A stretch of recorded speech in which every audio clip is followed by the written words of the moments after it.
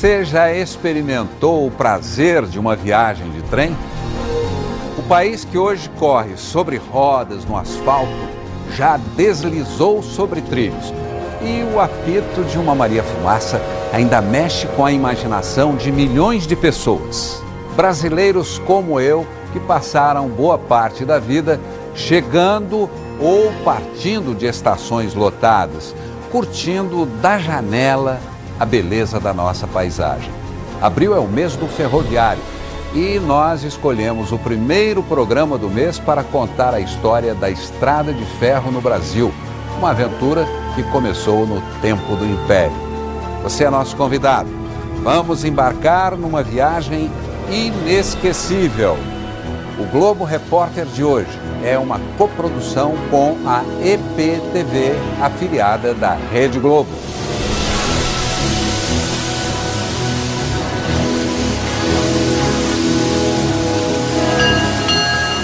A vida se anuncia. Nas linhas do destino, uma grande jornada. Na velocidade do trem-bala. Ou na lenta contemplação da Maria Fumaça. Tudo depende do olhar de cada passageiro. Sempre tem um ribeirãozinho, você viu lá? É um percurso com oscilações, trechos difíceis, mas também emoções. Fazem a viagem valer a pena.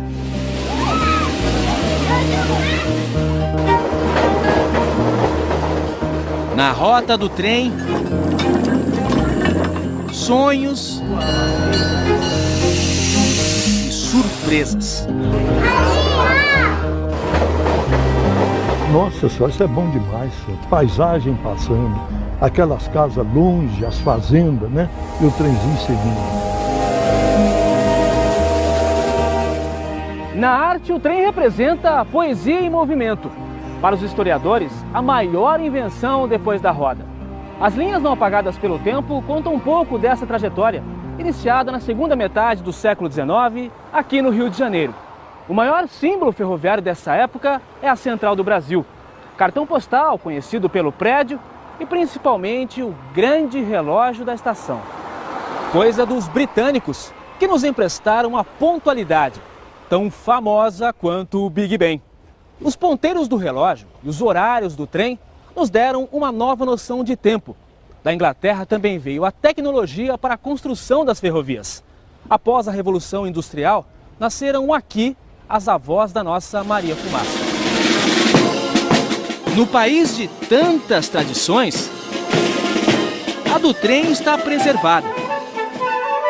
Para o transporte de minério, o país dominou a tecnologia do ferro e construiu as primeiras locomotivas.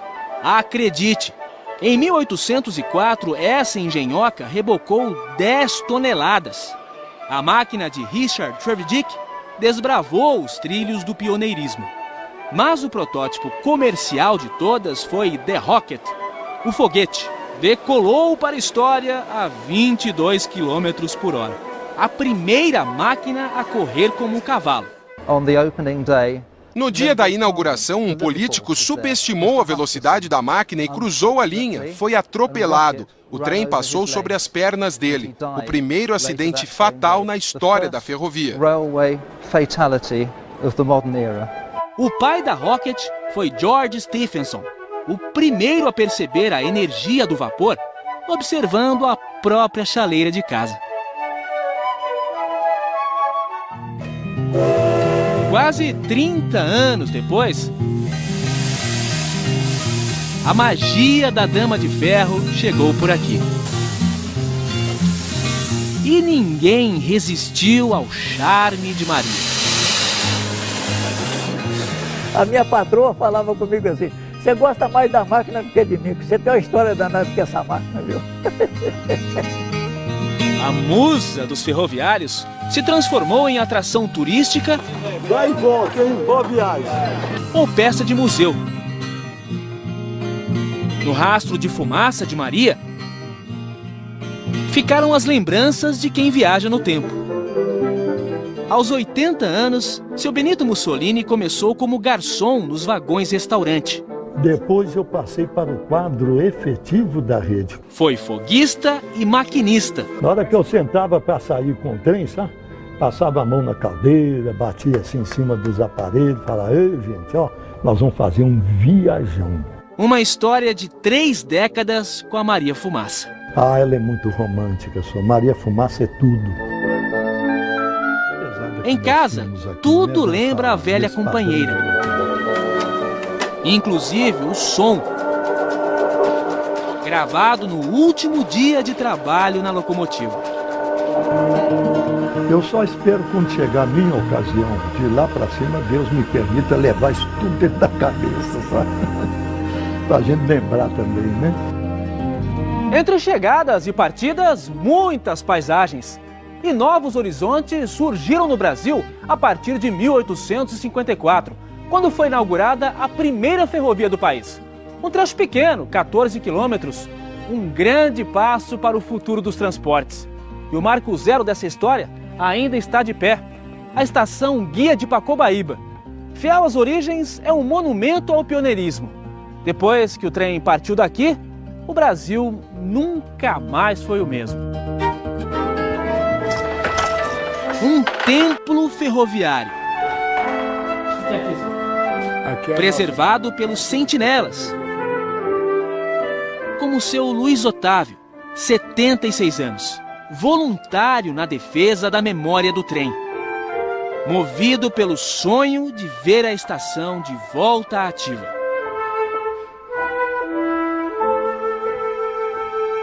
Ainda digo mais, um dia, se essa estrada de ferro reativar, eu não faço mais questão de viver. Por quê, hein?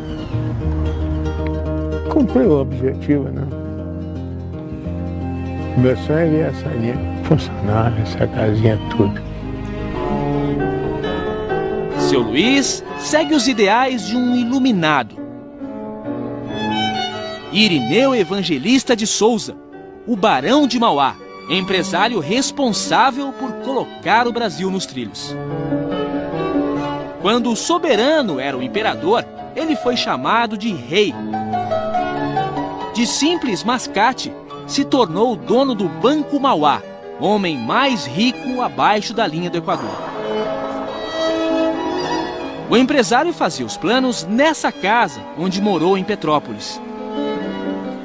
Trouxe a luz a gás para o Rio de Janeiro e aceitou o desafio de construir uma ferrovia do Porto de Magé até a raiz da Serra de Petrópolis.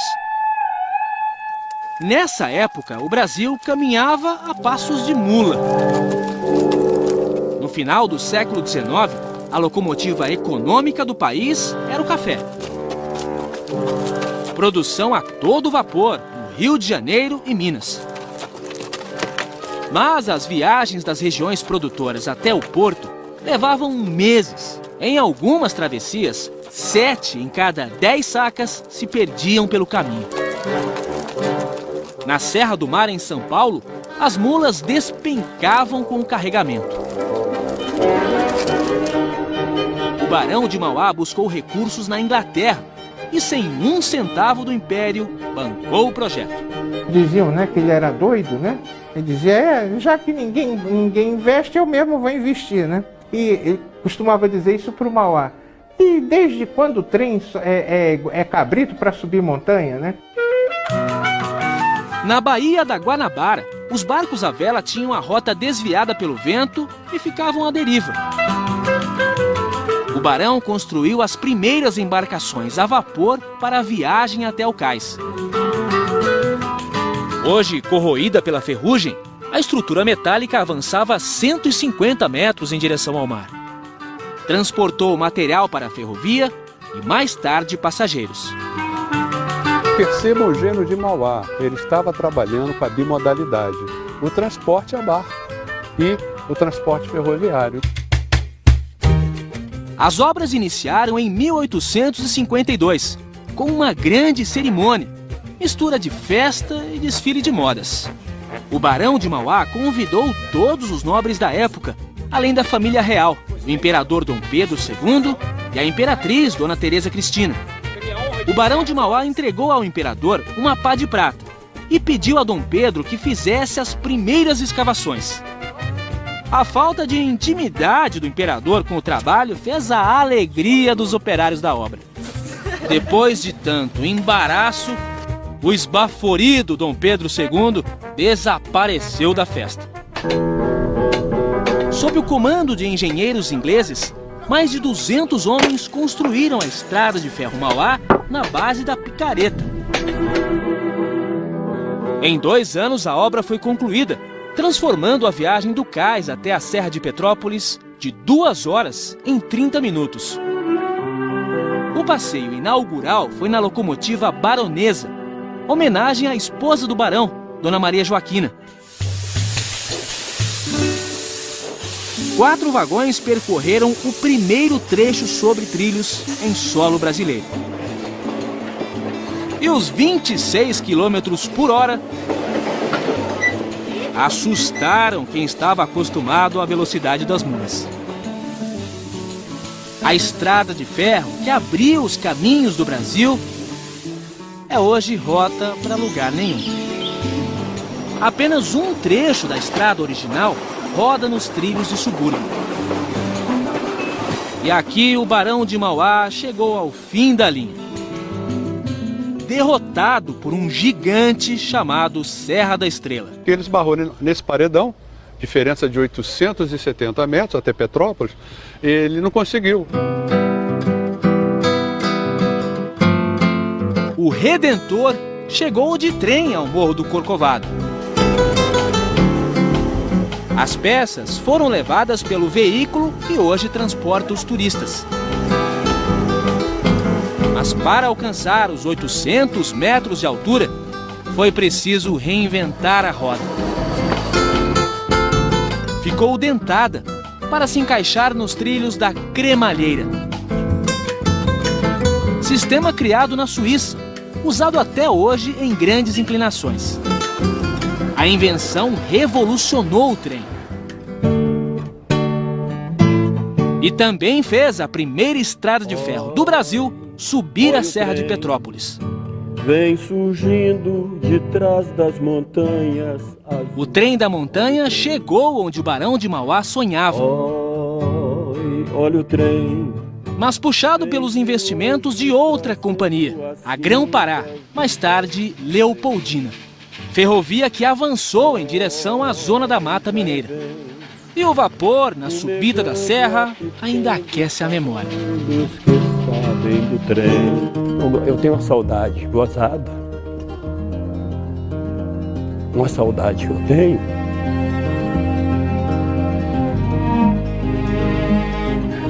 Eu era criança, aqui nessa estação aqui, ó, que coisa bonita que era. Você vê chegar o trem, naquela época eu era moleque, então chegava aquele trem lotado, né? Uns chegando e outros partindo. E aquilo para mim marcava muito. Misturava um pouco da neblina com aquela fumaça da locomotiva, aquilo tudo, então isso fica muito na lembrança.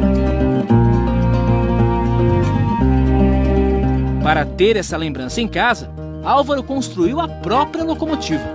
Qual que é mais bonita? Aquela lá, né?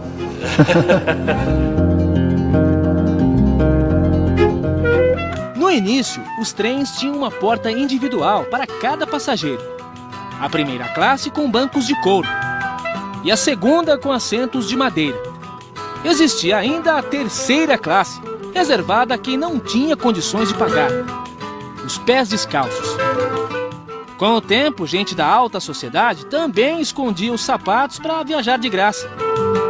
E o condutor via, mas o senhor não pode entrar, o senhor é um homem de bem vestido, só tem... Não, mas eu estou descalço, eu estou cumprindo a lei. A terceira classe foi extinta, mas a malandragem atravessou séculos. A pessoa que chegava numa parada intermediária, via que você vinha fazendo conferência de passagem, descia e passava por período onde a gente já tinha passado. O trem chegou quando a escravatura estava de partida.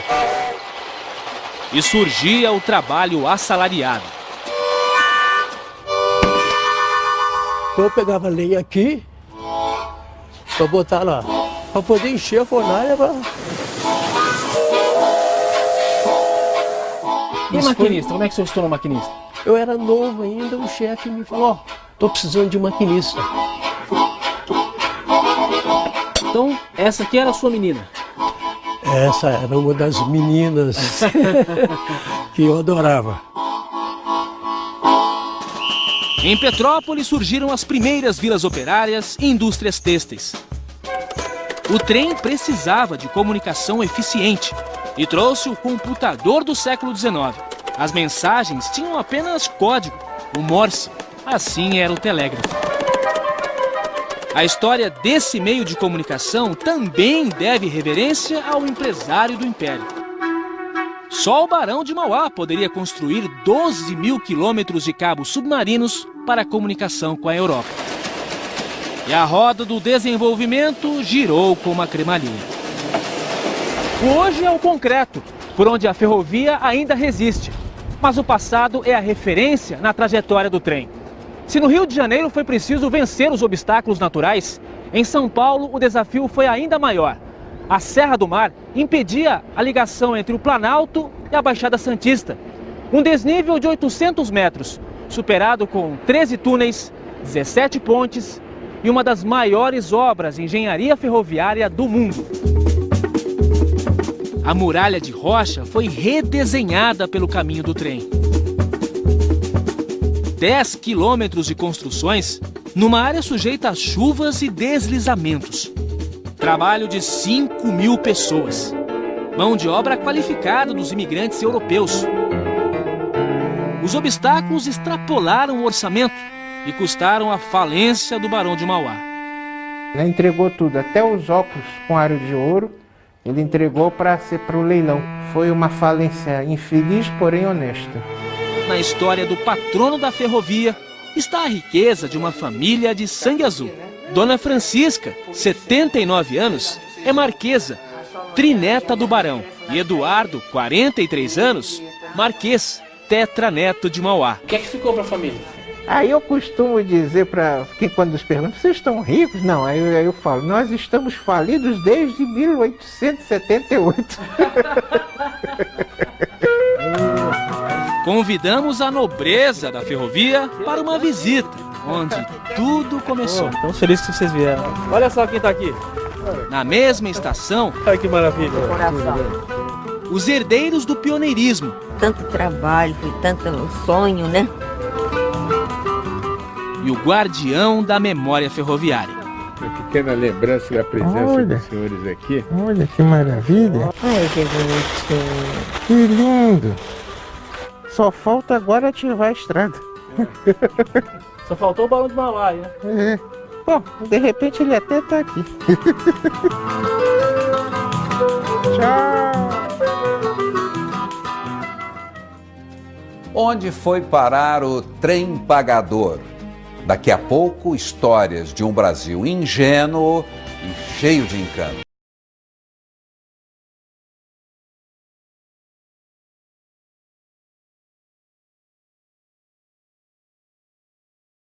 Monumento proporcional ao tamanho dessa história. Construída em 1867 e reconstruída no início do século passado, a Estação da Luz foi sede da Companhia São Paulo Railway. A linha da capital seria inaugurada em 1865. Uma grande festa para 300 convidados foi organizada para receber a comitiva da viagem inicial. Mas o trem atrasou, e muito. Tombou na altura do rio Tamanduateí. O maquinista morreu e muitos nobres ficaram feridos. A festa foi cancelada e o banquete ficou vários dias sobre a mesa. 2 anos depois, a Inglesa foi inaugurada. 139 quilômetros, de Santos, passando por São Paulo, até chegar a Jundiaí. Fim da linha para os planos da empresa, sem interesse em seguir para o interior. São Paulo Rail tinha praticamente o monopólio do transporte de café para o Porto de Santos, pela via ferroviária. Quem quisesse mandar café para o Porto de Santos teria que passar pela São Paulo Rail. Então ela não precisava arriscar um novo investimento que provavelmente daria um retorno menor para ela. O trecho até Tiradentes é o remanescente da mais mineira das estradas de ferro, a Oeste de Minas. A Oeste de Minas, mais tarde Rede Mineira de Viação, nasceu em 1881 pela iniciativa de comerciantes. E na histórica cidade do Ciclo do Ouro, construiu a sede. No trecho de 700 quilômetros, apenas 12 resistiram ao tempo. Por um detalhe, o tamanho da bitola, a distância entre um trilho e outro. Nenhuma no mundo tem 76 centímetros. Por isso ficou o vapor. Como era equipamentos fora de padrão, não compensava financeiramente comprar novos materiais, modernizar. O trem atravessou o Brasil por caminhos de tamanhos diferentes. Teve bitola de 60 centímetros a 1,60 m a larga. Essa é a estreita, de 1 metro, usada em 80% das ferrovias. Parece conversa de bitolada, mas esse pequeno detalhe deu uma briga enorme. Larguistas contra estreitistas. Nesse duelo, perdeu o Brasil. As linhas não tiveram uma integração nacional e contribuíram para a decadência. Foi ruim porque você tinha problemas no encontro de certas linhas, de certas ferrovias e operadoras para fazer a continuidade, onde você tinha que fazer ou a baldeação dos passageiros para o trem correspondente à bitola ou a baldeação da carga. Nessa época, corria pelos trilhos todo tipo de trem. Esse é o carro pagador. É o vagão que era utilizado para fazer o pagamento dos funcionários da ferrovia. Tinha banco? Não existia um banco nas pequenas cidades do interior de Minas Gerais. O trem de doido em Minas era um trem que circulava periodicamente pelas cidades do interior de Minas, recolhendo doentes mentais para levar para Barbacena, onde havia lá um centro de tratamento psiquiátrico, um hospício, né? E era uma coisa muito triste, porque o tratamento era muito cruel, quem ia não voltava. Desse daqui, todo mundo fugia. Era somente para a viagem de ida até o cemitério. O carro funerário, né, ele fazia um funeral sobre trilhos. Então era de costume que a família contratasse choradeiras profissionais, chamadas de carpideiras. Às margens da linha do trem, nasceram cidades e uma história contada com as sobras do tempo. O Maracanã das ferrovias está em Minas Gerais. Também conhecida como Coliseu das Estradas de Ferro, a rotunda de Ribeirão Vermelho foi a maior do Brasil e comparada às gigantes do mundo, com 4.000 metros quadrados. Era a garagem e também a oficina das locomotivas. Trouxe progresso e mais tarde a decadência. Quando a rotunda funcionava, no início do século XX, a cidade tinha cerca de 10 mil habitantes. Hoje, pouco mais de 3 mil. Ribeirão Vermelho é um exemplo de cidade nascida e transformada com a ferrovia. Mas a partir da década de 50, virou cidade morta. Na Paulista Paranapiacaba, surgiu uma vila inglesa só para funcionários da ferrovia São Paulo Railway. Um pedaço de Londres, no Brasil. Na época da taipa de pilão, o Brasil conheceu o primeiro projeto de casas pré-fabricadas. Uma vila planejada, com quarteirões exatos, todas as casas ao meio do lote, jardins por todos os lados. Um lugar iluminado pelas linhas do trem. Telhados da França, tijolos da Inglaterra e madeira da Irlanda. As casas eram distribuídas por seções. Cada engenheiro tinha um número de casas para abrigar os seus ferroviários. E eles começavam sempre numa casa mais simples, né? Não importava o número de pessoas que essa família comportava. E aí, conforme iam fazendo carreira dentro da empresa, eles iam mudando de casa.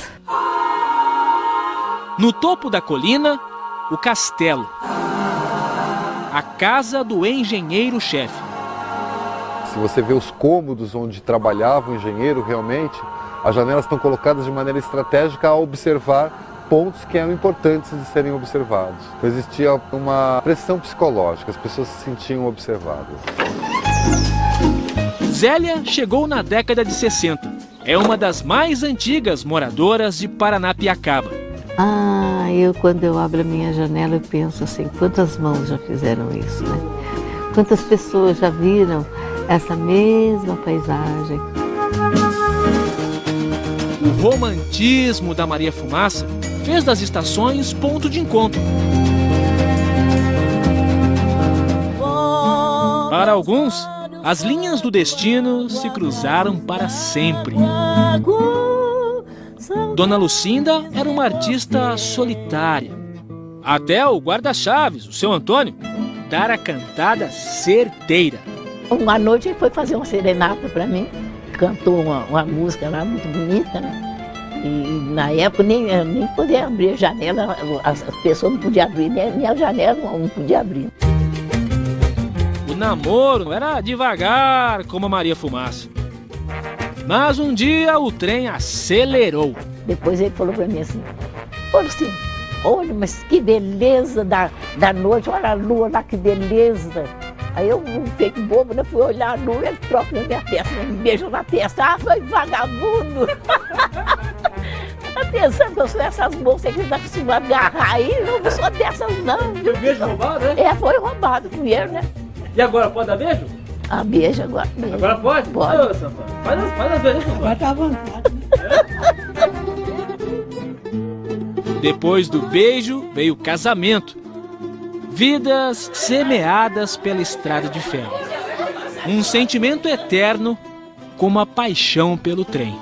Se for para eu escolher outro Antônio, podia vir do céu quando escolher outro, né? Marido 100%, graças a Deus, né? Continua namorado ainda? Continuem namorados, eternos enamorados, né?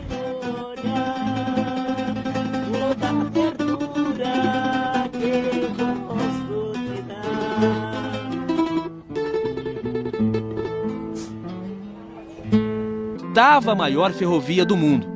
Após a Segunda Guerra Mundial, na década de 40, teve dificuldades na importação de material. Entre 1935 e 50, as concessões foram vencendo e o governo passou a controlar as companhias. Em 57 nasceu a Rede Ferroviária Federal. Uniu 22 ferrovias do país, mas foi o último suspiro do trem. O trem transportou nossas riquezas, encurtou distâncias nas viagens de passageiros, mas não conquistou a simpatia de nossos governantes. A partir da década de 60, embarcou rumo à decadência. O presidente Washington Luiz já dizia que governar é abrir estradas.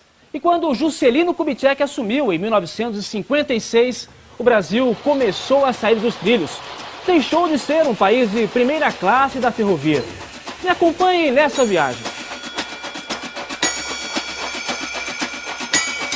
O mapa ferroviário de 1958 mostra quando nossas estradas de ferro atingiram a extensão máxima, cerca de 38 mil quilômetros, quase a distância de ida e volta até o Japão.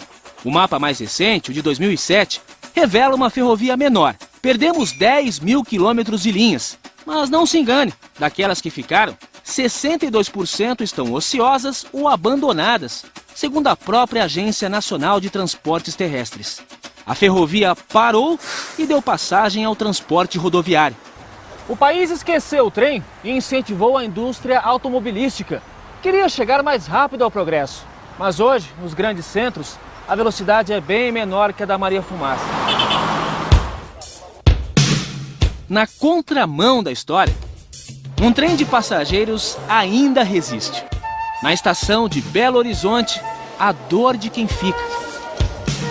E a alegria de quem vai. Pela primeira vez. O trem de Minas ao Espírito Santo é uma novidade para a cabeleireira Regina. Um sonho que eu tenho há muito tempo, todo mundo fala. Mas há mais de um século essa viagem é realizada todos os dias. São mais de 600 quilômetros, passando por cidades como Itabira, João Monlevade, Ipatinga, Governador Valadares. Cenários exclusivos da janela do trem. Sempre tem um ribeirãozinho, você viu lá? A ferrovia por onde passa 40% do transporte de carga do Brasil atravessa uma área explorada pela maior mineradora do país. Gente, olha só! Dentro do trem, Regina descobre um novo mundo. Essa parte aqui é a parte do cheirinho, ó. Boa, muito bom, muito bom. Essa é a classe econômica, sem ar-condicionado, mas cheia de calor humano. Seu Silas, 75 anos, já fez esse mesmo trecho no trem do passado. Andei na Maria Fumaça, aquele fogo da Maria Fumaça, queimava o chapéu, queimava o terno da pessoa.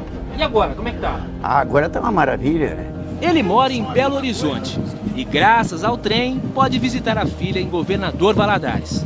Eu gosto de viajar de trem. Por quê? Não, eu gosto porque é calmo, né? Você viaja com gente igual a você mesmo, né? E todo mundo igual. 13 horas de viagem. E a janela do trem é o divã de Regina. Eu acho que você faz uma reflexão, né, com você mesmo, né? Você esquece de tudo, só vê natureza, vento, vento. O trem partiu de Belo Horizonte às 7 da manhã e chega em Vila Velha, na Grande Vitória, às 8 da noite. Então foi bom te conhecer, viu?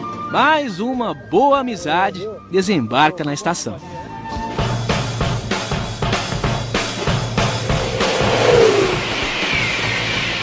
Fórmula 1 dos trilhos. Veículo de transporte mais rápido da Terra.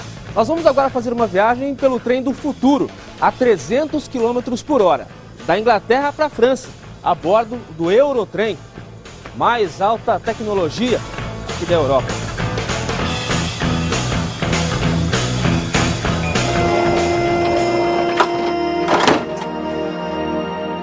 Londres e Paris estão separadas por mais de 600 quilômetros e uma fronteira natural, o Canal da Mancha. Em 1994 foi construído um túnel submarino para fazer essa ligação de trem, com a mais moderna engenharia ferroviária. Opa! Porta automática aqui, tem que saber manuseá-la, né? O conforto aqui é impressionante, né? Tudo acarpetado, né? As poltronas todas bem confortáveis pelo jeito, né? E o trem já está circulando aqui, porque a gente chegou um pouquinho atrasado. A pontualidade é britânica, né? E aqui é o bar. O bar divide a primeira classe e a segunda classe. Estou com mais habilidade na porta automática agora. Estamos entrando na segunda classe. Aqui as poltronas são um pouco menores, a gente começa a perceber, mas também são acolchoadas, né? Também confortáveis, bem melhores que os trens que a gente está acostumado a ver no Brasil. Nós vamos agora passar pelo túnel do Canal da Mancha. Uma viagem de 50 quilômetros passando pelo mar. É a mais alta tecnologia, mas para falar a verdade, essa viagem agora não tem muita graça, né? Porque agora é esse escuro, esse breu, durante um bom tempo, né? A gente não vê nada. Quem imaginaria um trem a 60 metros de profundidade no Oceano Atlântico e ainda conectado ao mundo? Em cada carro, uma nova nacionalidade. Oi, mãe! A carioca Alessandra e o marido inglês vão passar o fim de semana em Paris. Se fosse de avião, ela pagaria praticamente o mesmo preço. Mas o trem traz outras vantagens. Não tem as tremidas, né? Melhor ainda. Dá pra ver a paisagem. Ainda tem a paisagem, exatamente. O Eurotrem tem 18 partidas diárias para a França. Um transporte seguro e rápido. 2 horas e 20 de viagem.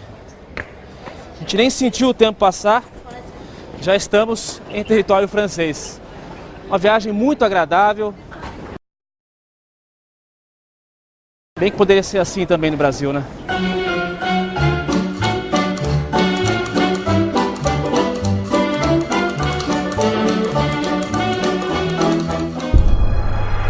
Os 100 anos da madeira Mamoré e o apito do trem fantasma. As lembranças da mais dramática aventura sobre trilhos ainda ecoam pelas locomotivas abandonadas na floresta amazônica. Veja a seguir. Como o tempo, o trem não pode parar. Mas para evoluir, é preciso vencer desafios. No norte do país, a força das locomotivas impulsionou um sonho: desbravar a maior floresta tropical do mundo. Mas as feridas abertas na mata fizeram o homem conhecer o inferno. 6.000 mortos. A ambição do homem na Amazônia custou vidas e uma fortuna em dinheiro. Pelos valores atualizados, o equivalente a 2,5 bilhões de reais. Investimento que hoje é corroído pela ferrugem. Aqui no cemitério das máquinas estão as poderosas locomotivas tragadas pela mata, aprisionadas para sempre na floresta que um dia ousaram atravessar. Os espíritos da selva transformaram trens em sucata e sepultaram sonhos. Uma estrada de ferro que custou mais caro para o Brasil foi essa, né? Em dinheiro e em vidas. A ferrovia nasceu em Rondônia, num período marcado por guerras e a necessidade de novos caminhos para escoar a borracha que vinha da vizinha Bolívia. A ligação com o Brasil pelos rios Madeira e Mamoré era uma travessia perigosa. Vencer os obstáculos naturais para atravessar a floresta amazônica com 360 quilômetros de trilhos foi um desafio maior do que as empreiteiras inglesas e americanas imaginavam. Durante 40 anos, foram 3 tentativas.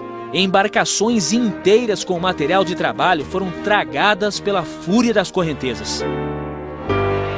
O terreno hostil empurrou locomotivas para o abismo. E milhares de imigrantes europeus acabaram derrubados por um mosquito, o da malária. Era triste mesmo, por isso que chama a Ferrovia do Diabo. Em troca do território onde hoje fica o estado do Acre, o Brasil se empenhou em ajudar a Bolívia na construção da Madeira Mamoré. E enfim, a Ferrovia do Diabo nasceu, já condenada por uma maldição. Quando ela acabou de ser construída em 1912, a borracha já estava em decadência. Então ela já nasceu deficitária em termos comerciais.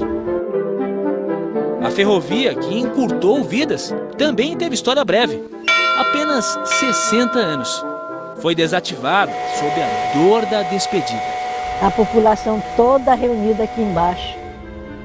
E o trem apitou pela última vez. 4 décadas depois da desativação oficial da estrada de ferro Madeira-Mamoré, o apito da Maria Fumaça ainda ecoa pela mata. Só não se sabe o destino nem a direção do trem. Ele percorre a floresta transportando lendas, crenças e imaginação. São muitos os relatos sobre o veículo que parte da Estação do Além, o Trem Fantasma. Eu vi o Trem Fantasma. Eu vi no quilômetro 5,5 da estrada de ferro, uma noite, tipo assim, 7 horas da noite. Nós escutamos o trem apitar, uma curva. Né? Após o trem, tira uma cegonha. E fiquemos lá sentados no banco da cegonha. Aí, pô, cara, esse trem não passa.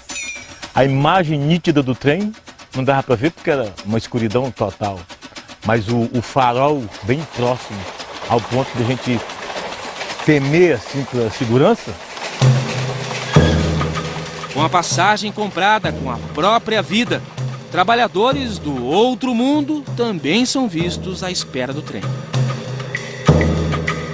Existe a lenda de que os espíritos à noite dos enterrados nesse cemitério da Candelária saem, vão para a beira da linha do trem, onde passava o trem na época, para que eles possam voltar para o local de origem. Para falar a verdade, uma vez eu estava aqui e vi um senhor dali assim, ó, o senhor todo sujo. Aí enquanto eu entrei aqui no barzinho, né, mas foi coisa rápida, que eu entrei, que eu olhei pra cá assim, que eu olhei, não vi mais ninguém. Pra mim, eu vinha só, mas pra mim vinha uma mulher do lado. Aí quando eu cheguei bem de onde é a 53, dentro do cemitério, ali desapareceu.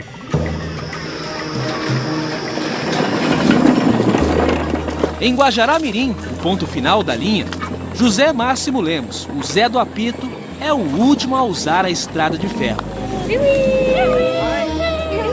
O ex-maquinista da ferrovia leva no velho trole as gerações que nunca viram o trem.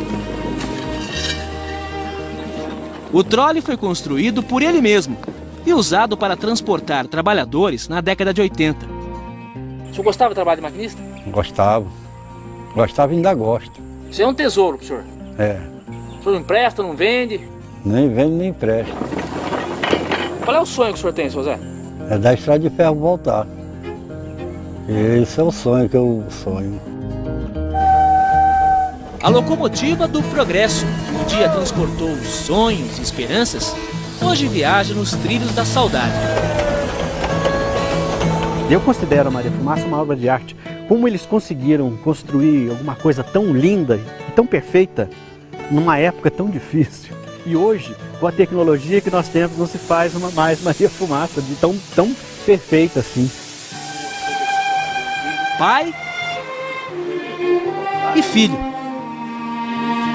Zé Mário trabalhou na manutenção dos trens a diesel e eletricidade. Seu Vicente dedicou meio século a Maria Fumaça. Quem trabalhou mais? Eu, sem dúvida. Por quê? Porque na minha época não tinha recursos. Homem e máquina se completaram na história do trem. Chegar na estação, ver um trem passar, a gente é como se não estivesse trabalhando, olhar para ver se está tudo certinho, se está... O coração bate mais forte. Bate mais forte.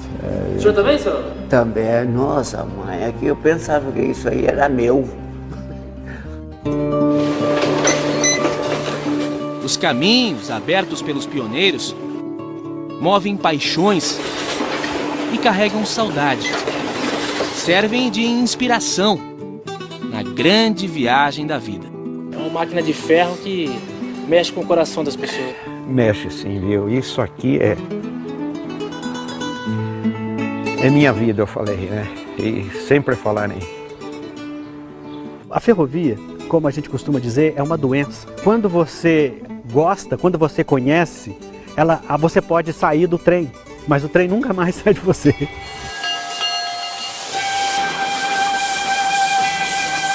Se a sua jornada fosse projetada na janela, passaria rápida como um trem-bala? No ritmo frenético do estresse? Ou na calma da Maria Fumaça? Onde cada paisagem é admirada nos detalhes. A estação final, todos sabemos qual será. Por isso, o importante é fazer a viagem valer a pena.